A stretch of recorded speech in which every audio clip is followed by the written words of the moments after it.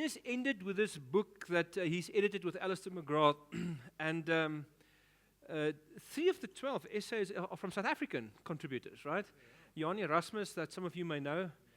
Yeah. Owens, Denis Sound.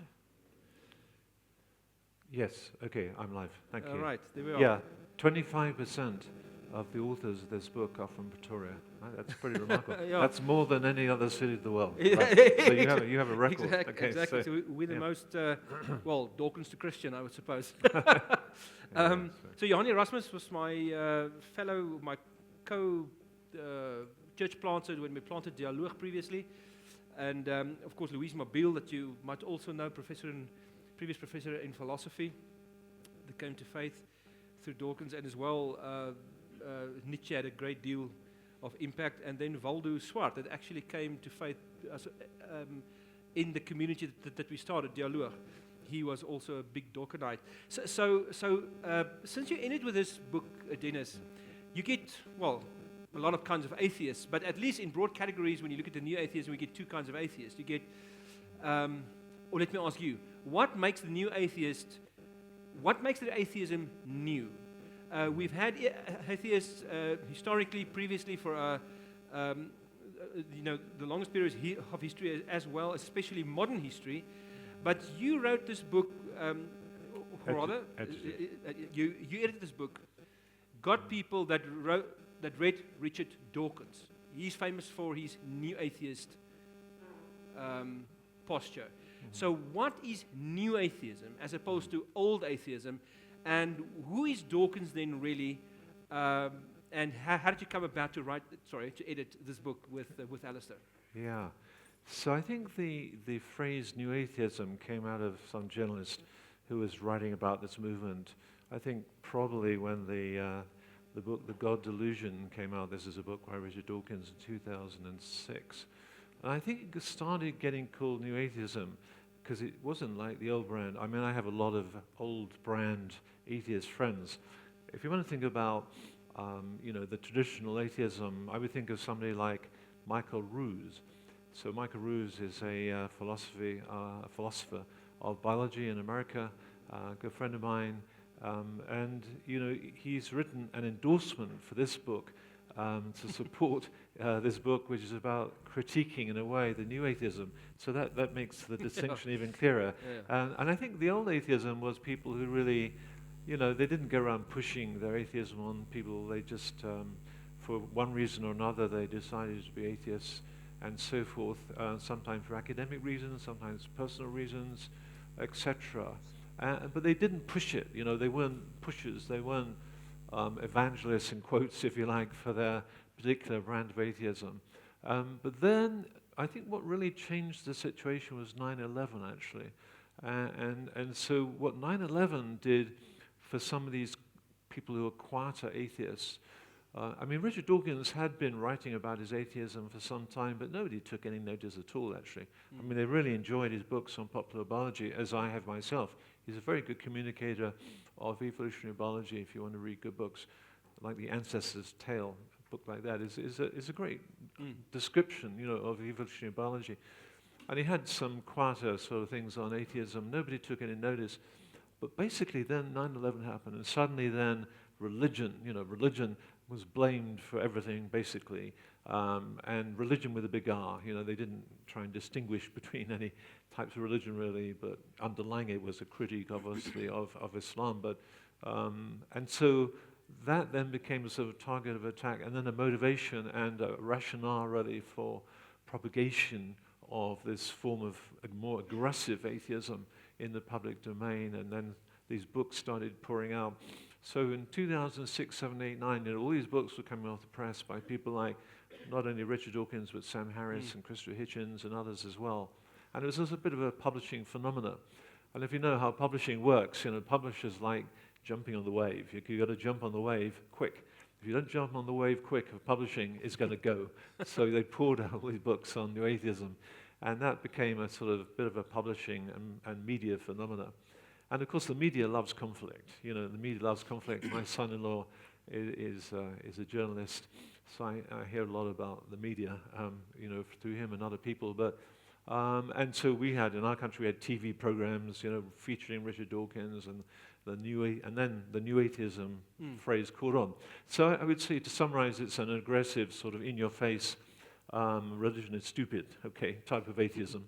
The old atheism was more polite, and you could have a drink together and say, oh, well, let's have a discussion, and so now the new atheism is, I don't know, in my country it's faded away. I mean, it's sort of gradually died away, because you can't keep cultural movements like that going for long, really. When you have a cultural movement that's all negative, and it is negative, it's attack, it's attacking religion, it doesn't really have anything to put in its place. There was a kind of new atheist sort of church, in quotes, community that started up in London, and that got a bit of publicity. They would come along and sit around and read nice poetry together and sing a few pop songs and hug at the end and that kind of stuff. But I think it died pretty quickly, actually. It's like old Comtean religion. It's the same thing, you see. I mean, it's really hard to get. If you want to get a religion going, just don't worship humanity. It doesn't work. So in that sense, I think New Atheism is dying away. It depends on the country, maybe the speed of death. But it's left its sort of residue again. So when you get these cultural movements, and it is a cultural movement, I think, when you get cultural movements, they tend to leave a residue of presuppositions, assumptions about things and so forth. And it's now, I think, amongst young people in my country, it's a little more sort of respectable to say I'm an atheist, when you're age 13, suddenly, this sort of thing. And it gives a sort of respectability, to self-identify in this particular kind of way, which maybe wasn't quite there before in the same way. So that's sort of a cultural response, really, I suppose. I think in our country, this new atheist, what they left behind, I think is extremely important, because my experience is that most people today that are sort of, that's losing their faith or that become atheist, do so on a popular level in the sense that they buy into the rhetoric of the new atheism, because they have the new atheist, that is, has some very strong sounding, one sentence slogan, powerful, short sentences that really sound, thoughtful, but is really not as deep as it could be. And I mean, the whole fact, coming through, the title of the book, Coming to Faith Through Dawkins, people have critiqued, if I understand correctly, I would like you to comment on this, is the reason is that just you can read an atheist a person like Dawkins and actually eventually come to faith because of the fact that it's not well thought through theological stuff when you read Dawkins and when you read the new atheist. Would you agree with that? I think so, yes. I think it's a popular kind of populist, atheism. Yeah, I think you're right, because I think what you can read in a number of these essays, several of the people there, just say, I so enjoyed the writings of Richard Dawkins, for example, in biology. And he was such a good communicator. He helped me to understand biology I hadn't understood before. He writes very well. He's a good writer. Really good writer. And so, and then they'd say, but then along came the God Delusion in 2006. And I read the God Delusion, and suddenly it was like a whole different kind of a book altogether. And suddenly there was a sort of bitterness, there was a rhetoric, a lack of appeal to reason in many cases, or very emotional arguments, and so forth. And suddenly I discovered a different Richard Dawkins I hadn't known before. And that was a bit of a shock to people. And some of that shock actually is what woke up a number of the atheists to then turn to Christian faith, as they describe in this particular book. It's quite an interesting story in that way. I was going to mention, by the way, it's also related to how the book first got written, but one of the essay writers in this book is called Andrew Gosler, who's now professor of ethno-ornithology in the University of Oxford. You might ask the question, what does that mean? But it's actually really interesting, and he's an environmentalist and a passionate defender of the diversity of bird populations and so forth. So, but ethno-ornithology is about learning from different cultures, especially indigenous cultures around the world, about their care for the environment and what can we learn from them about caring for different bird populations in particular, in his case. And he's now got a chair professorship in that particular topic in Oxford, which is great. But he was in the same department as Richard Dawkins in the Department of Zoology. He was an atheistic guy from a Jewish background, had no interest in religion, and then started listening to Richard Dawkins and his rather reductionist, sort of quite harsh, competitive interpretation of evolution. And that and a number of other things really put him off, put him off the sort of Dawkins story. And he started going in a different direction and eventually became a Christian. His story is in there. And it was through that experience of personal encounter with Dawkins, being in the same department actually. But he's now ordained in the Church of England, so it's quite a radical change for him. Yeah. So. Okay, so a lot of people in our country have been exposed to the new atheists. And so what would you say to a young person that just finished school, they're going to university next year, and they're going to study science or even philosophy, and they've grown up in a church where they heard the gospel, but let's make it nice and controversial for you, Dennis. They grew up in a church that told them that the age of the earth was 10,000 years old, and evolution is rubbish, and so forth and so on. Now everybody is quite tense, and you can release that tension by answering the question.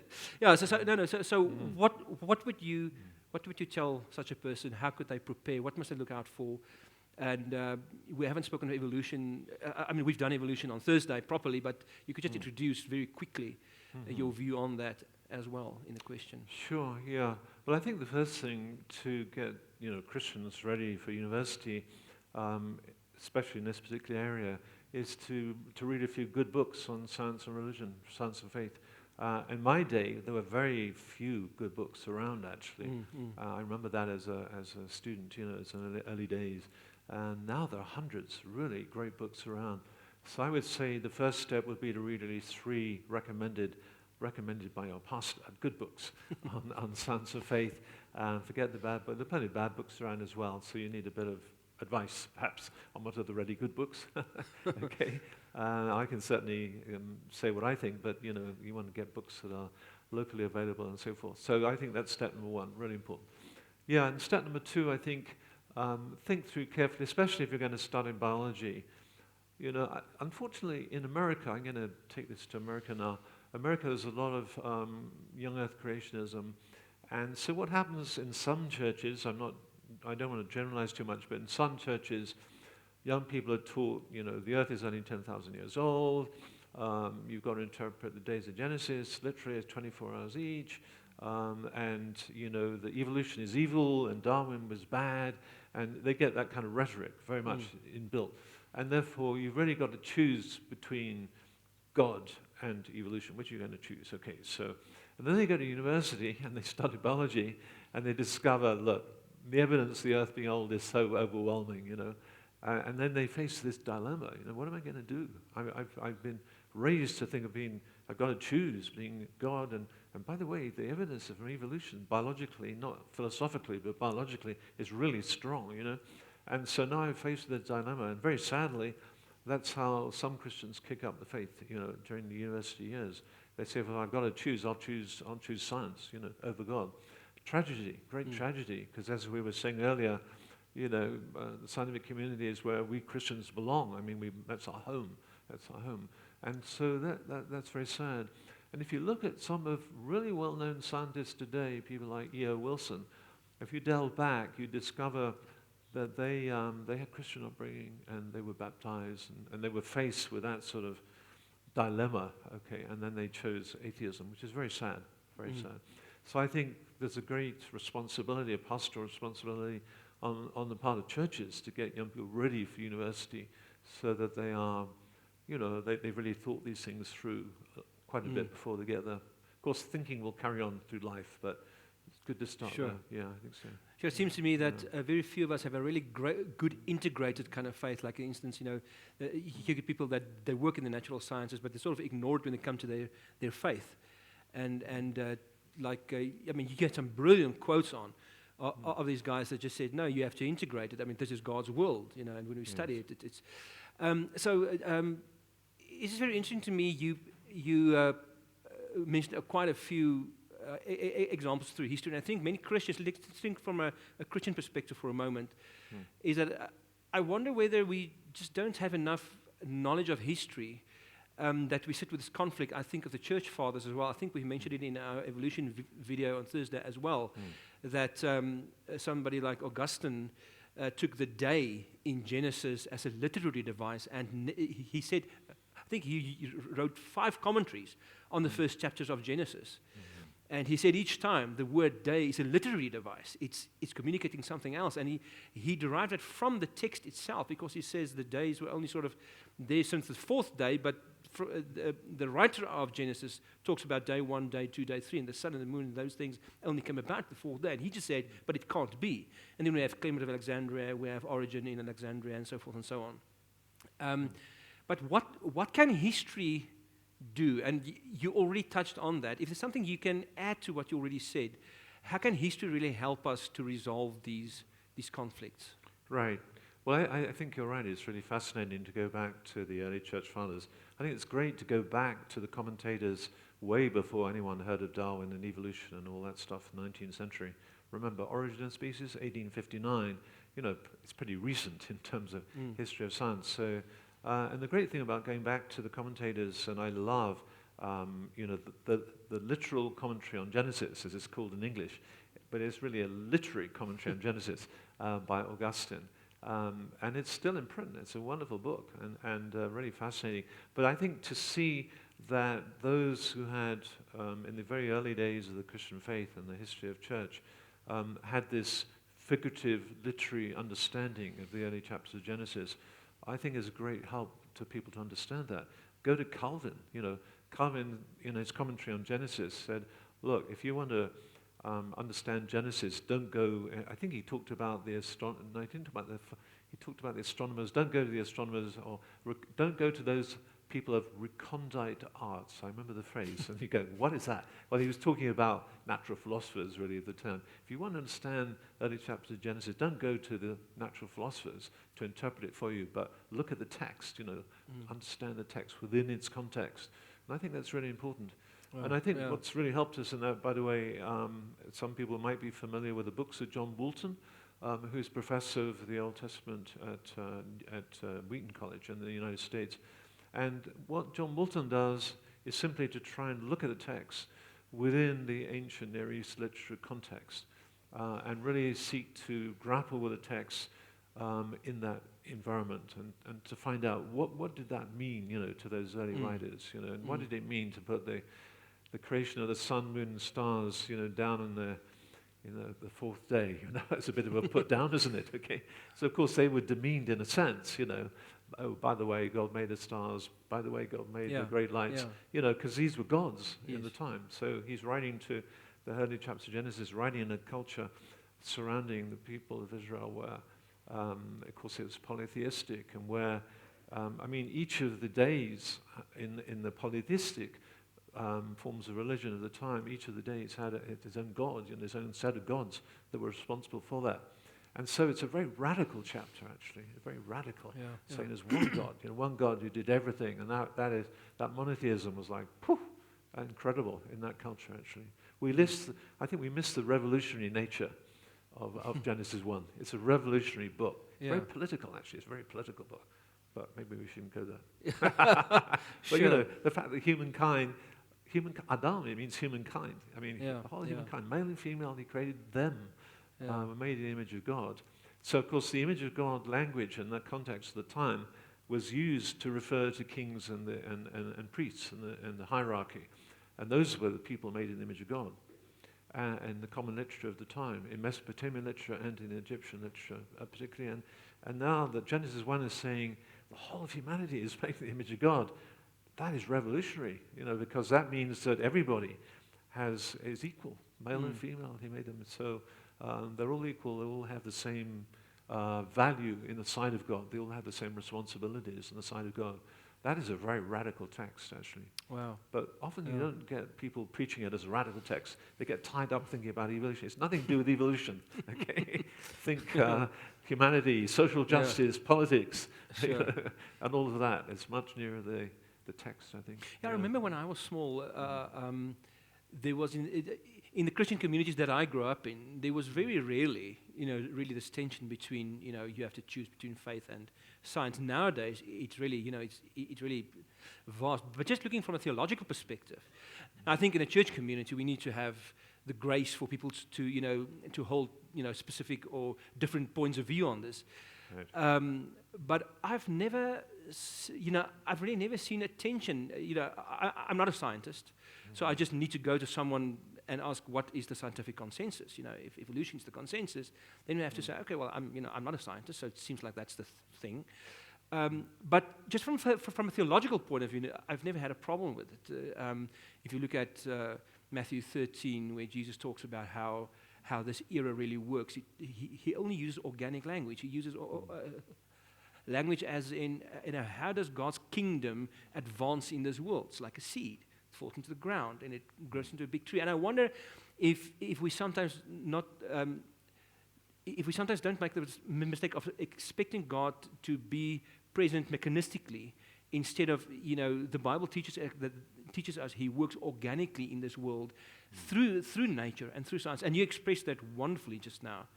So the question I want to ask you then, Dennis, is what role does our presuppositions play, our assumptions, before we get to the text or before we get to the science?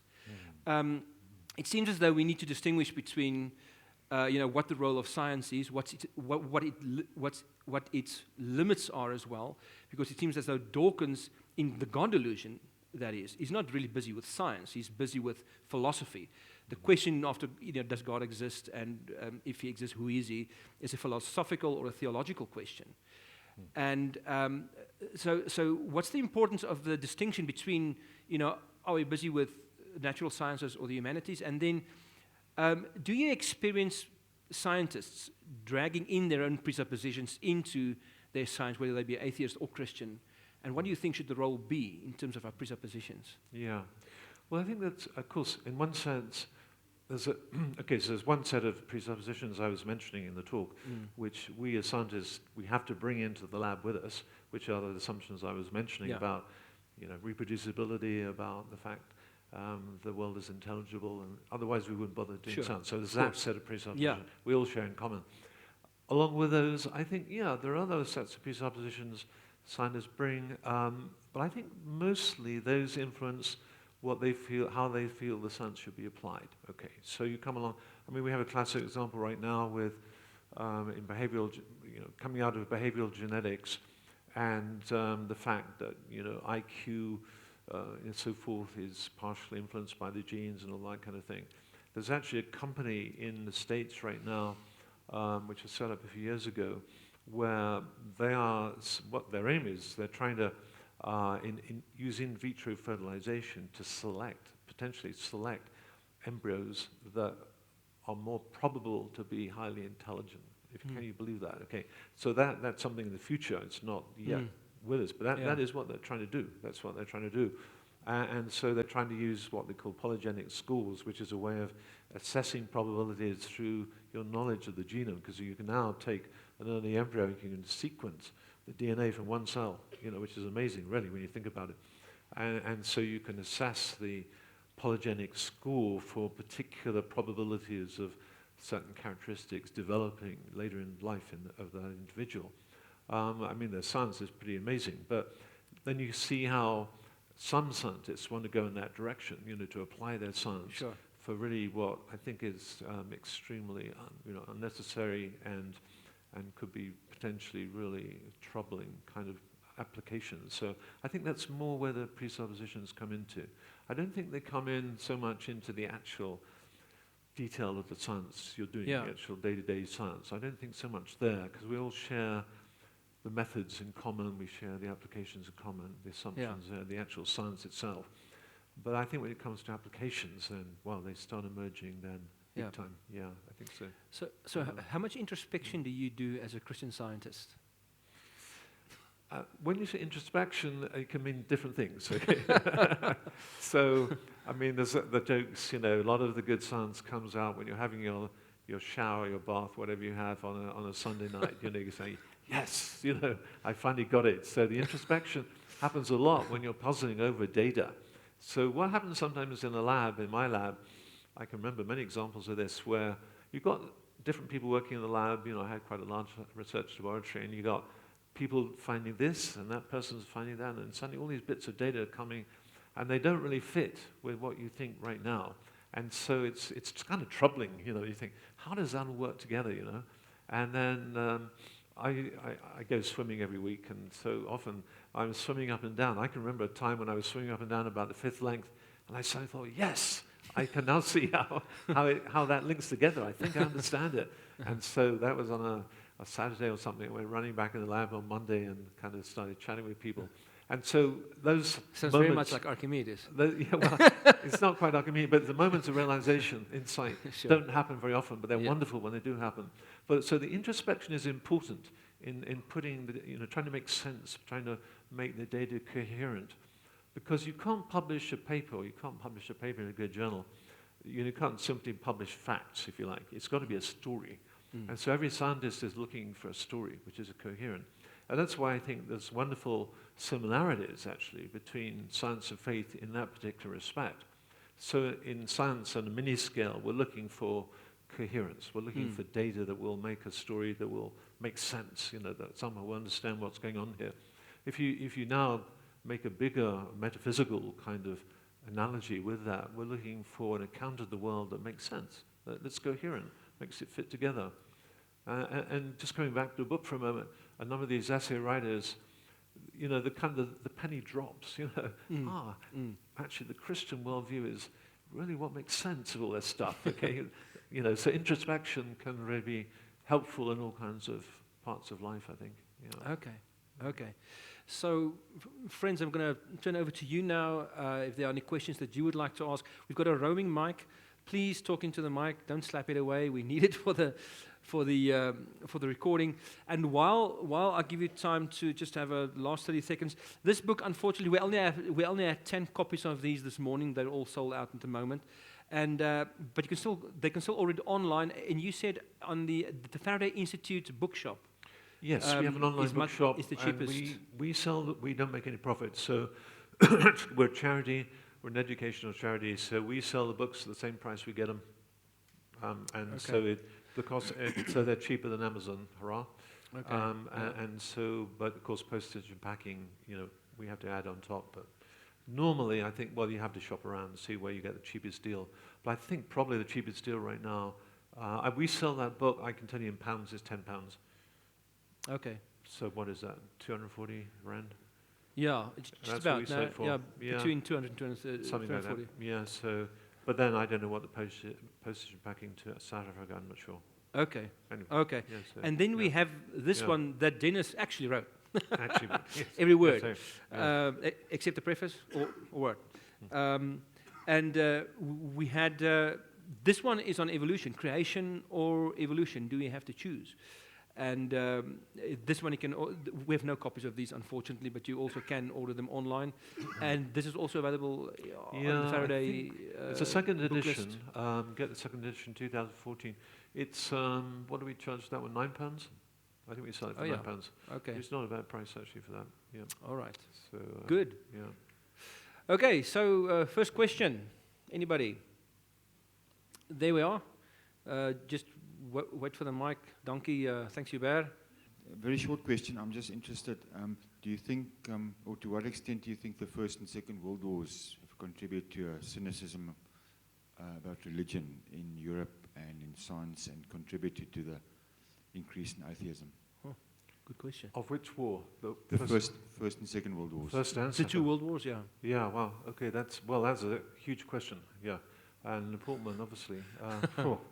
Okay. Just 30 seconds. I can get out of it by saying I'm not a historian. Okay. So I had an uncle who was a professional historian, H.A.P. Taylor. Any historian here has probably come across him. He wrote a book called The Origins of the Second World War, and so he's the person you could ask that question. Sorry, that doesn't help, does it? It gives me time to think. Not that much. Gives me time to think a little bit. Well, clearly. I don't think. Okay, so I mean, there's a number of strands there that are of clear interest. Okay, so I can just talking about the science. So there's been a lot of discussion about the role of eugenics. Okay, so eugenics, was established by, well, John Galton, if we go back to the late 19th century, and then the way that I mean, at the time of eugenics in these early days was seen as quite socially responsible and, had a sort of kind of positive vibe and all that. And then, of course, it was kind of taken on by the Nazis in a terrible way and so forth, and a very horrific way. And so, I mean, there's clearly some evidence. I mean, Hitler had some really weird ideas about eugenics and about bad blood and good blood. I mean, his understanding of science was pretty bad. I mean, he really had a poor understanding of science. But the scientific rhetoric as an ideology sort of came into his rhetoric about, about Jews and about Aryan populations and all that sort of thing. So the kind of popular misuse of science certainly was there in the Nazi philosophy, and with terrible outcomes for 6 million Jews, of course, as we all know. And so, in that sense, you could say the abuse of science is there in the Second World War in what the Nazis were doing. Now, I think some people have tried blaming Darwin, for all of that, as if somehow Darwin was responsible. And I think that is mistaken, actually. And when you actually, and I edited a book actually with someone called Ron Numbers, who died back in July, just quite recently. And it's a book called Ideology and Biology from Descartes to Dawkins, Chicago University Press. And it's a book of essays. One of the essays is specifically about the role of, to what degree was, scientific eugenics, in a sense, really involved in the Nazi campaign of extermination of the Jews and so forth. So, and that is an academic historical essay, which is really helpful, I think. So that's one strand one can think about. Now, you can think, of course, about other strands, and that's simply about, the mechanics of killing people. And radar. I mean, radar, so you could take all kinds of, science sort of gives a great, war gives a great impetus to science, sometimes, for tragic reasons. And the stories about how, the telescope was developed more in Italy because of its use in seeing warships coming from distance, all that kind of stuff as well. And so you often get this mixture, of science and the applications of science in warfare and the technology of making bigger machines to kill people. That gets all mixed up with it, you see. But then out of it as well, so in every single case, you can take those sort of rather negative and terrible aspects of humanity and war, but then good things come out of it as well. So radar, enables planes to come down, we hope, in the airport here, without crashing.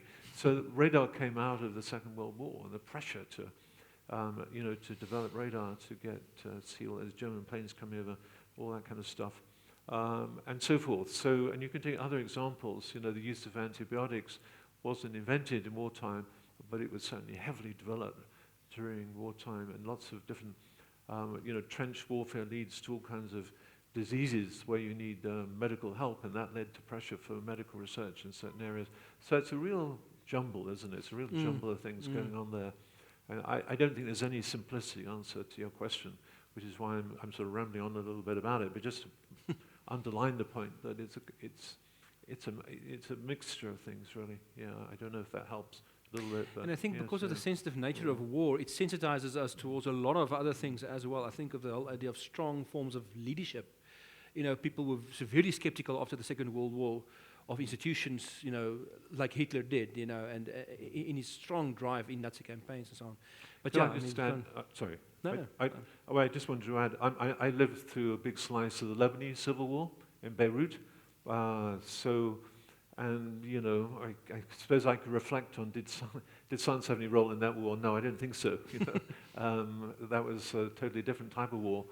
But one thing about war is, it also brings out, this is another sort of positive aspect, it sort of brings out some great compassion, acts of compassion, acts of care, core values. Come out in the midst of that. I remember, if I can just reflect on that, in the Civil War, I worked in the American University Hospital, which brought in a lot of the casualties and wounded from all that was going on. We brought in Muslims and Christians and Jews, anybody, it doesn't matter, right? So we took them in. So it was a bit of a mess. But in the middle of that, they had volunteers who were Christians or Muslims or Jews or whatever, and who volunteered to go out and to pick up the wounded and bring them in. They weren't paid anything. They volunteered to do that. They were risking their lives because often when a shell came down in one particular place, you knew they were pretty lazy about shelling, so a second shell was likely to come in the same place, and a third shell in the same place, okay. And so if you go and pick up the wounded from the first shell, it's quite likely you'll get another one coming on pretty soon. So these are the volunteers who went out. I was always very impressed by these young people. They were mostly young people. So war can bring out it can bring out the good and the bad. You know, it really does. Sure. Yeah, but mostly bad, but some good. Thanks. Hello. So I was thinking, what can we Christians make of atheists that say that we're born like this? I think of the atheist Alex O'Connor. I don't know if you know him, but he walks a lot hand in hand with Christians. He attends cell groups, he attends church, but still he is an atheist. And he keeps saying that he was born like this. And the way his brain works is just, he doesn't have a choice in the matter whether he is an atheist or a Christian. Okay, so he's just born that way. Yeah, I think, the problem with that view is that it is undermined by or discounted by the data that we have. The sociological data simply undermines that view. Because here's a book which is good evidence, okay, for that view. Okay, we have a whole collection of atheists, who simply made the decision to go in a different direction. And, and we see that all over the place, don't we? People can change their views. So this sort of understanding, this very deterministic understanding, is not really supported by science, for a start. The science doesn't support that. And so, I mean, to be honest, if we were really determined by everything that we are, we wouldn't be able to do science. Science is about changing your mind, okay? And all scientists, if they are proper scientists, will at certain points in their lives say, no, I got it wrong. I just got it wrong. And I changed my mind. I was quoting from an atheistic philosopher, A.J. Ayer. So A.J. Ayer never said, oh, well, I was determined to be a logical positivist. He didn't say that. He just defended it for a few decades and then he gave it up because he saw that it was irrational.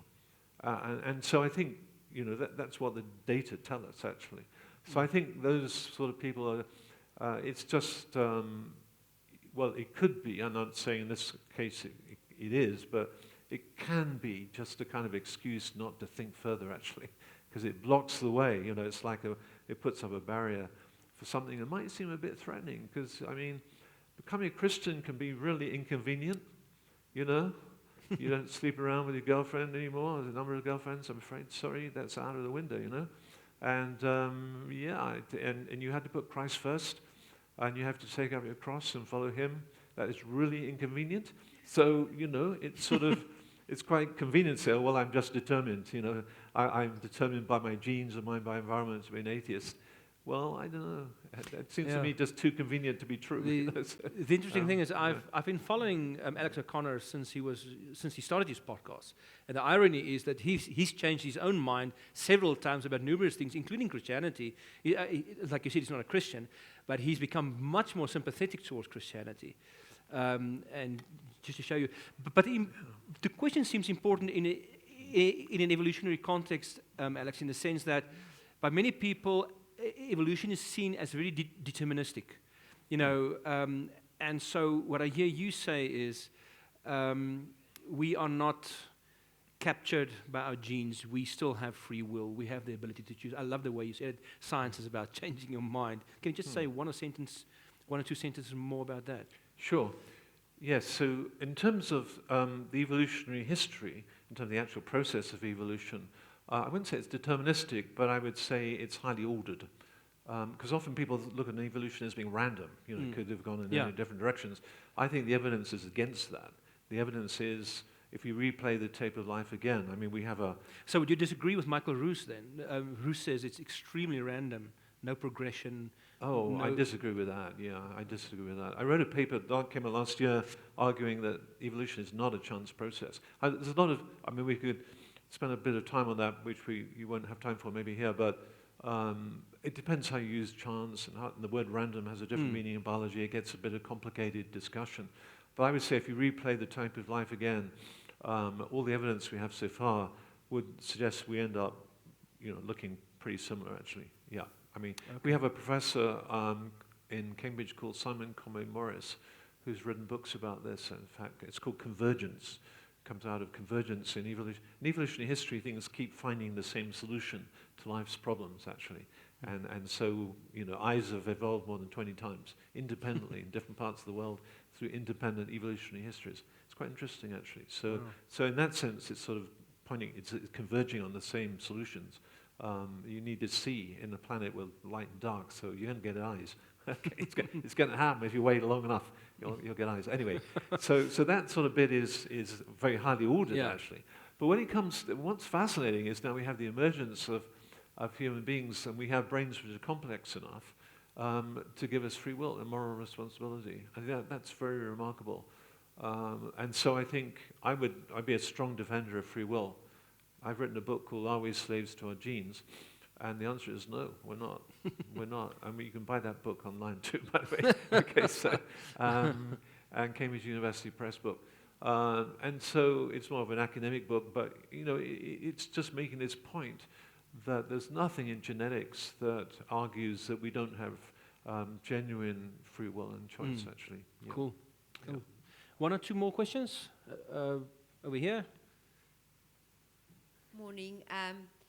I don't know whether it's really a question. It's just more of, I'd like to get your opinion regarding which books, besides the works of the modern scientists that you've mentioned, would give us a kind of intellectual, I would say, weaponry to put into our arsenal when we engage in kind of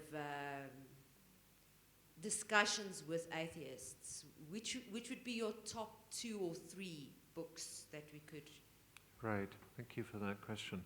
Yes. So obviously, number 1 is the one we've been talking about. You knew I would say that, but anyway, there's a book actually. So there's an essay in there by someone called Cy Gart. And Cy Gart is a scientist he's worked in the National Institutes of Health for decades. He's now retired from that. He was actually raised as an American communist atheist. There aren't many American communists around, but that was his very strong materialistic atheistic background. And actually he's written a whole book about his pathway from atheism to faith. I would recommend that book. And I'm trying to remember the title, but it's in there, it's cited in there. I wonder if anyway, it's right in there, you can have a look. That book came out, it was published by Kregel, the same publisher as this particular book. And came out several, and that's a good, powerful book to use. I would suggest that one.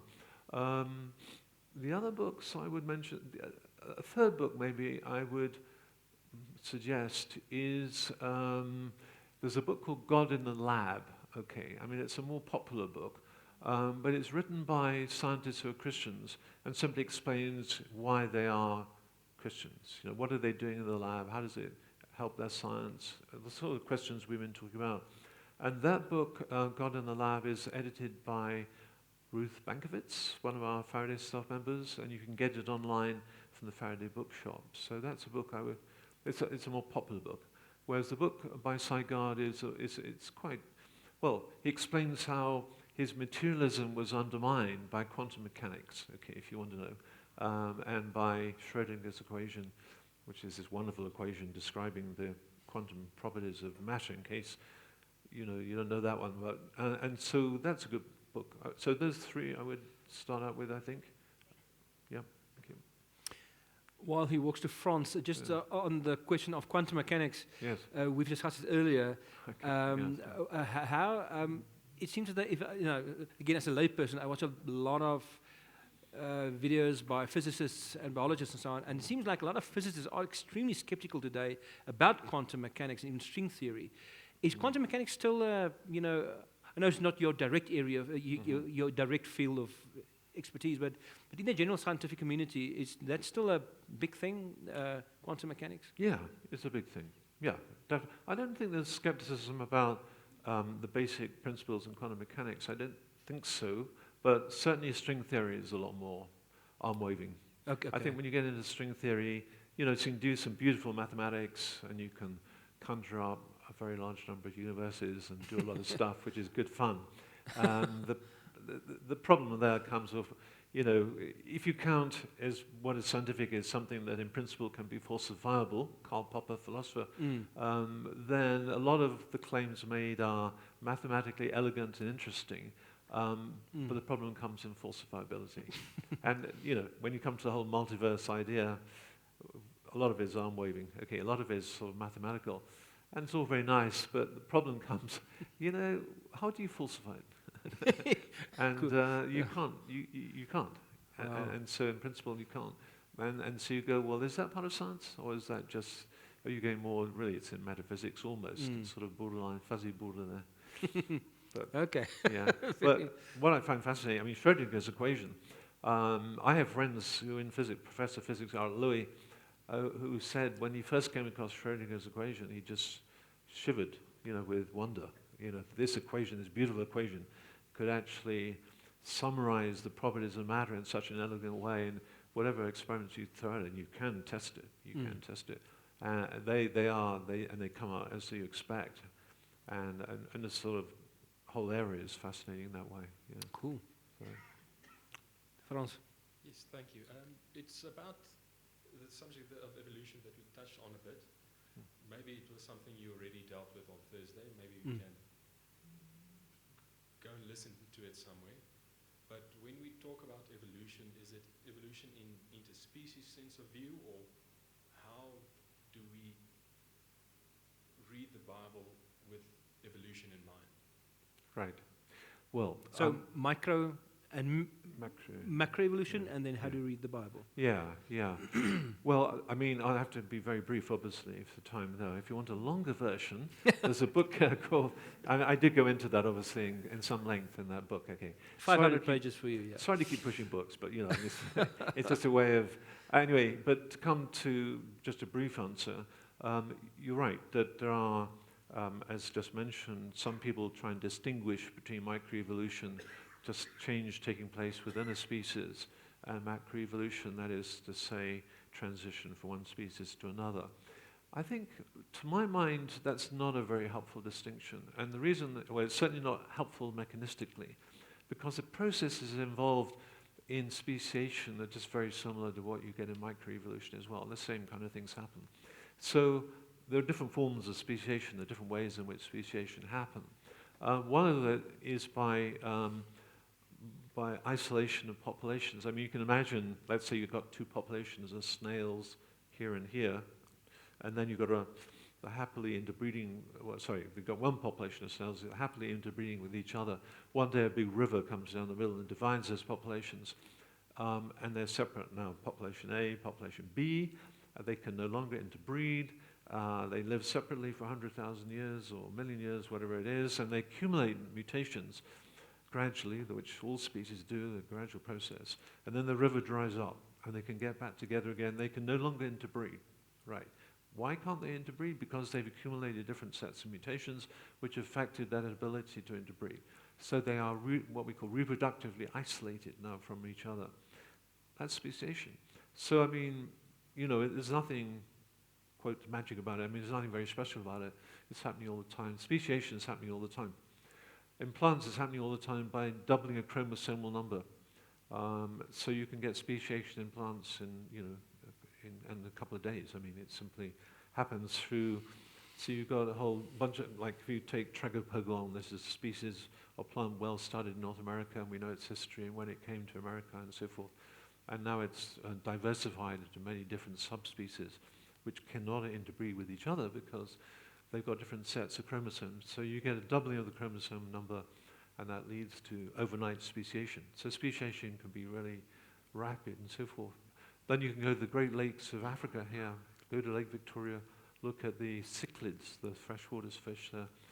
Dozens and dozens of different species. We know the history of that, we know the history of the lake, we know the history of when it dried out, or nearly dried out, and it was founded by several founder populations, and now they've branched out, irradiated into many, many different species. Speciation is very normal, happens all the time, nothing special about it. That's where I'm coming from. So I mean, and how do we relate that to the biblical doctrine of creation? It's all part of the created order. The Bible doesn't talk about speciation.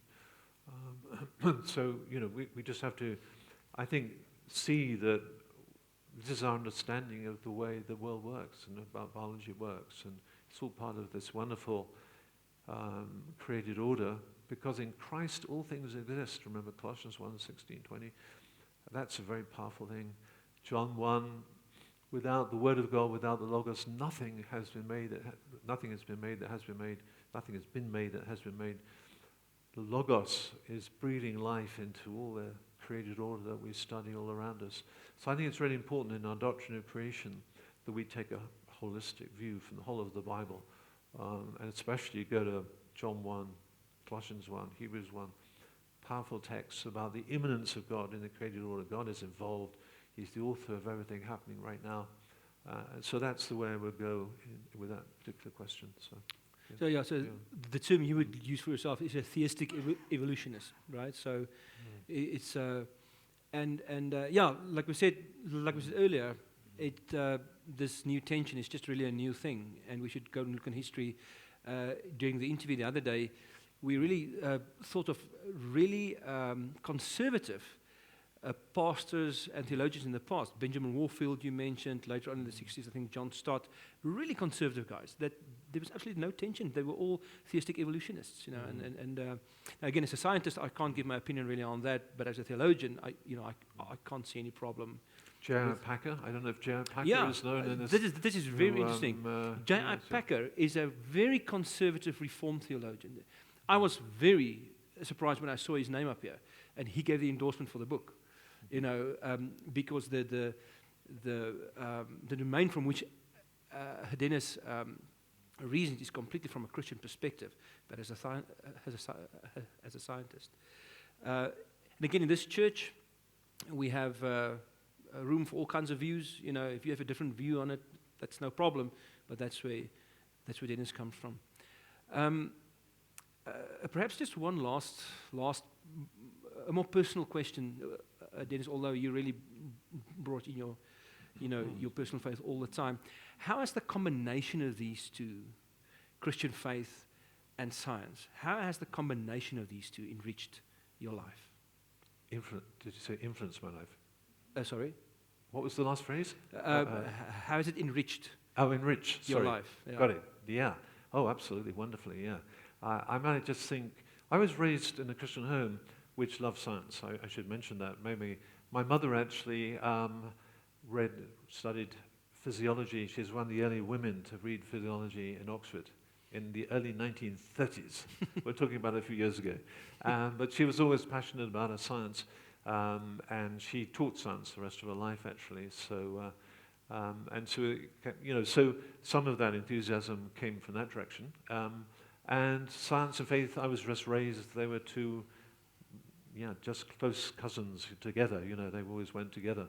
I was really amazed when I, later on in my life, discovered people who actually thought there was a conflict in science and faith. I never came across that before in my own very conservative church that I used to go to. And so it was quite novel, the idea of conflict. Why? What? What's the problem? So we're all raised, aren't we, with different backgrounds and different understandings and so on. But in my experience in 40 years in the research community, I've always been passionate about my science, really fascinated by it. I get totally distracted by a scientific question. So my dear wife often brings me back to ground again. You know, the kids need a story when you read the story to go to bed. Okay, now. Okay, so you know, real life breaks in. But I have to say that the sounds also, you know, when you're singing the hymns on a Sunday, we have a lot of creation hymns. Some old-fashioned ones, some newer ones. Some of the words aren't great, but some are better. Okay, and so. And I think when you're on Sundays, you can sing those with a particular passion because you just done something this week, you know, which has given you a fresh insight into the way the world works. And that just gives you an extra buzz when you get to Sunday morning worshiping together with your fellow believers and you suddenly go, wow, yeah, I can sing that louder. Okay. Wow. Yeah, so it does have that impact very much, I think. Yeah. Wow, what an idea. I can sing louder because I've discovered something about nature the past week. Yeah. It's really, really cool. Thank you so much. Dennis, thank you so much for your time and your effort and your gracious spirit with us since Thursday up until now. Thank you for patiently answering all our questions. And friends, the most amazing thing is the organizers that got Dennis out, they didn't ask us 1 cent to have Dennis here today and even Thursday as well. So just all our thanks to them. It's really, really great. And thanks for being here again and for your attitude. Let's just give him a warm hand. Thank you. So we will have these 3 sections on Agora that we're going to have online. This morning's lecture will be separate, and then this Q&A will be a second section, and then Thursday's one on evolution will be a third one that we will release in that order. So you can just keep your eyes peeled for Agora, and I don't know how Eerkerk is going to package them. We're probably still going to talk about that. So friends, that's all we have for today. I'm going to close for us with prayer, and then we're going to be off. Okay. Oh, Father God, we thank you so much for this morning. We thank you for nature. We thank you for science, for a method that we can study what you've done and are still doing. We appreciate you, we worship you, we extol you this morning, and we thank you so much for that you produce people, that you put people in our midst like Dennis, who are people that really, truly, in the most finite detail, look at nature and look at everything, how the mechanics works, and what is really going on to help us understand you more thoroughly and the handiwork that you've produced. Thank you that we are in awe when we think about you, and that science can actually help us to sing louder on a Sunday. We honor you in Jesus' name. And everybody says, Amen. Thank you, friends.